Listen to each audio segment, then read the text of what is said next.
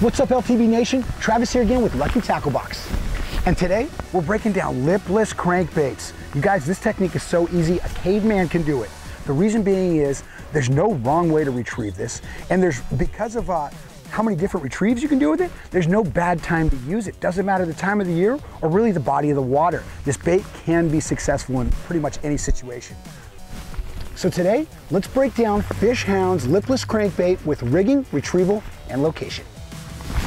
All right guys, rigging. This bait just right out of the package, tied onto your line. With Palomar knot is usually what I use, and you're ready to go. Step one, the reel. Doesn't matter the ratio, you just gotta take note. Sometimes you're gonna be slowly retrieving this, sometimes you're gonna be burning it over grass. We're gonna talk about more of that in retrieval. Next is the line, 10 to 20 pound mono or fluorocarbon. I even go braid sometimes if I'm really trying to yank it through that grass. So that's all varying on the type of areas you're fishing. Next, the rod. I like a cranking rod because of the parabolic bend it has. However, if you're using a rod that's stout, just loosen up the drag so the fish can pull out line. The bottom line is you have small treble hooks on these baits. So if that fish is really pulling on it, you want to have some give in the rod or the drag so it can't get the leverage to pull the bait out of its mouth.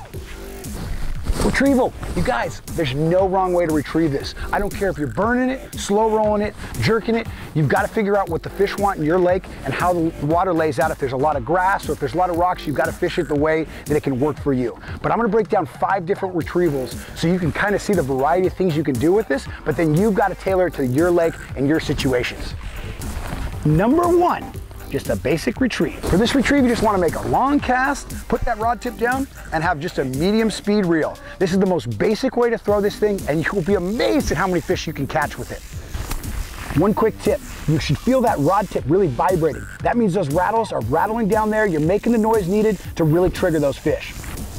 Number 2, a slow retrieve. Okay, you let that bait sink all the way to the bottom, rod tip down, and you're just slowly retrieving this. And what I want is this bait just bouncing along the bottom, dragging along the bottom just enough that it's kind of clanking around and stuff down there.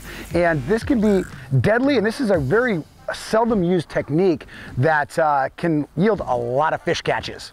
Now, every once in a while when that bait gets caught up, what I'll do is I'll pop it free and then I'll let that bait die. It looks like some kind of bait scattered and then fell, and that'll usually trigger a fish bite.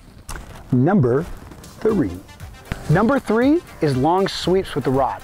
So what we do is cast it out, let that bait sink all the way to the bottom, and we have sweeps with the rod.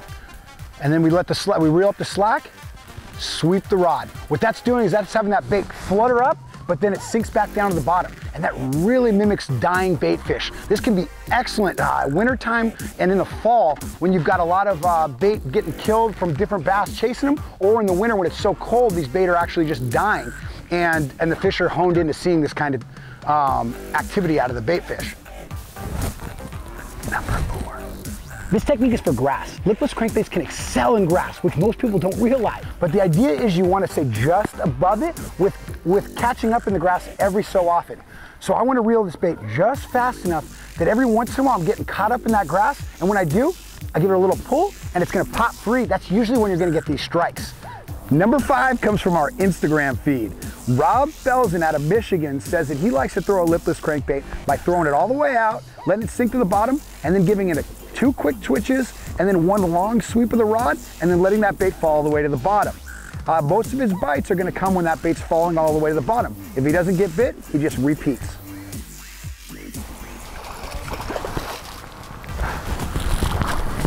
Oh, you got to be kidding me right now.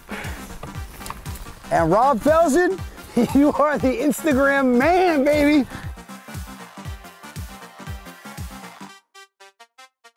Okay guys, the main thing with location is it doesn't really matter where you use this. You can use it in shallow water, deep water, any time of the year. You've just got to tailor the retrieve to match where the fish are going to be. So if I'm fishing this in deep water, I'm probably going to want to let this bait sink all the way to the bottom and use either one of the retrieves, a slow retrieve or the sweeping retrieve, where I'm keeping that bait related to the bottom.